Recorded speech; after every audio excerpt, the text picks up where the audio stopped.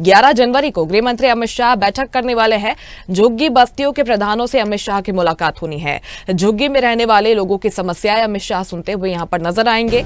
आपको बता दें कि दिल्ली के जवाहरलाल नेहरू स्टेडियम में एक बड़ा कार्यक्रम रखा गया है, जिसमें झुग्गी बस्तियों के प्रधानों से गृह मंत्री अमित शाह मुलाकात करने वाले हैं।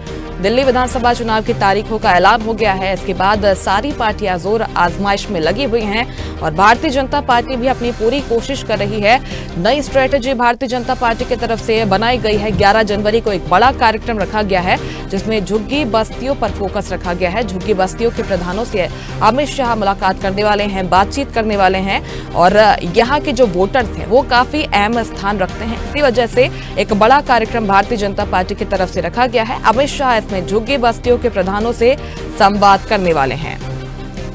तो 11 जनवरी को यह कार्यक्रम रखा गया है। केंद्र सरकार की योजनाओं के बारे में, कार्यक्रमों के बारे में इसमें बताया जाएगा और बीजेपी की एक नई स्ट्रेटेजी नजर आ रही है, क्योंकि पिछले 2 विधानसभा चुनावों की अगर बात करें तो झुग्गी बस्ती के जो वोटर्स हैं वो आम आदमी पार्टी के समर्थन में दिखाई दिए थे। अब इन वोटर्स को अपने पाले में लाने के लिए बीजेपी की पूरी कोशिश नजर आ रही है, जहां पर अमित शाह बैठक करने वाले हैं, झुग्गी बस्तियों के प्रधानों से मुलाकात करेंगे और उनसे बातचीत करने वाले हैं।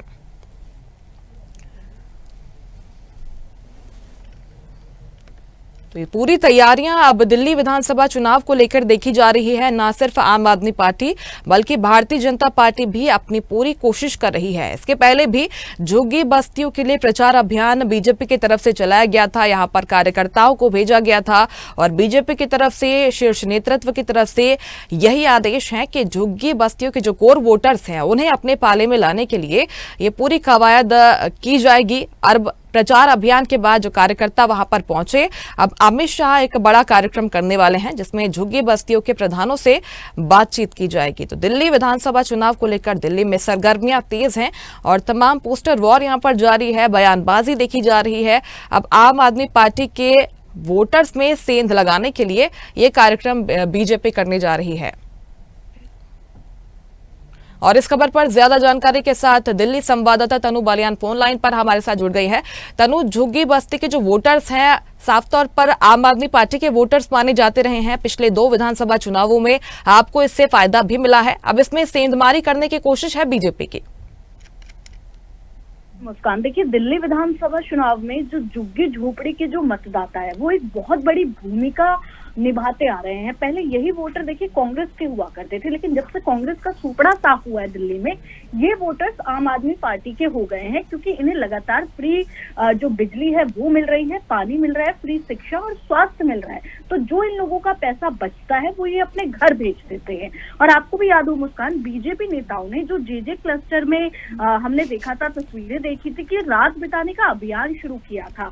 जहां झुग्गी वहां मकान, बीजेपी की केंद्र सरकार ने इसका अभियान भी चलाया था। तो आप देखिए बीजेपी की तरफ से तैयारी जो है वो तेज कर दी गई है और इस चुनाव में शहरी वोटर के साथ साथ बीजेपी की जो नजर है वो झुग्गियों में रहने वाले जो मतदाता है उन पर भी है।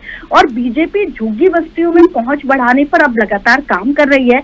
और वही मुस्कान, देखिए 11 जनवरी को झुग्गी प्रधानों के साथ बैठक करेंगे अमित शाह और झुग्गी बस्तियों के लिए केंद्र सरकार की जो योजनाएं हैं, जो कार्यक्रम है, उनके बारे में बताएंगे। जमीनी स्तर पर जाकर वो सबसे अपील करेंगे कि किस तरीके से हम जो योजनाएं चला रहे हैं वो आपके लिए लाभदायक साबित हो सकती है। और देखिए पिछले दिनों हमने देखा था कि प्रधानमंत्री ने दिल्ली के जो अशोक विहार है उसमें 1675 फ्लैट दिए थे और दिल्ली में 675 जो झुग्गी झोपड़ी क्लस्टर है इनमें 21% पूर्वी और उत्तर पूर्वी लोकसभा सीट है। तो देखिए पिछले 2 विधानसभा चुनाव से जिस तरीके से आप भी जिक्र कर रही थी कि आम आदमी पार्टी को इन इलाकों में अच्छा समर्थन मिला है, अच्छा परफॉर्मेंस रहा है, लेकिन अब बीजेपी इस बार इन वोटों को अपने पाले में लगातार लाने की कोशिश कर रही है और इसी के तहत ये अभियान चलाया जाएगा। देखने वाली बात ये होगी क्या जो 27 साल का वनवास है मुस्कान वो खत्म हो जाएगा, क्योंकि झुग्गी झोपड़ी वाले वोटर्स बहुत इंपॉर्टेंट भूमिका हम कह सकते हैं कि चुनावों में निभाते हैं। बिल्कुल तनु, आप जिस तरह से बता रही हैं कि तमाम कोशिशें की जा रही है इन वोटर्स को अपने पाले में लाने के लिए। इसके पहले विस्तारक अभियान भी यहाँ पर चलाया गया था, कार्यकर्ताओं को यहाँ पर भेजा गया कि आप जाइए और यहाँ के वोटर्स को बताइए कि क्या कुछ योजनाएं केंद्र सरकार की तरफ से चलाई जा रही हैं।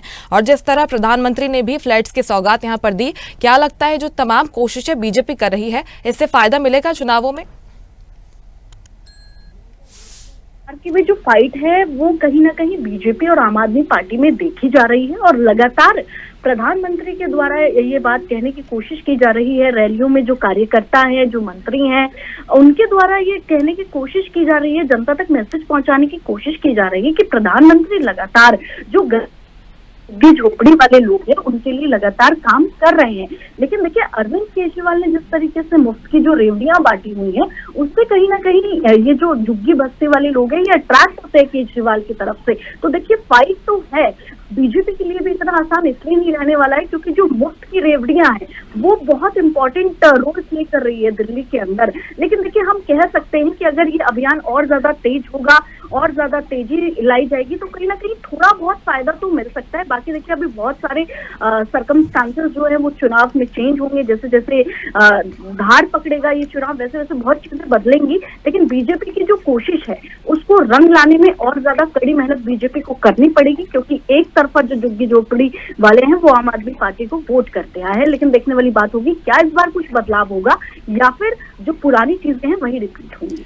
लेटेस्ट खबरों के लिए लाइक, फॉलो और YouTube पर सब्सक्राइब करें, बेल आइकन दबाएं, साथ ही विजिट करें swedishlive.com पर।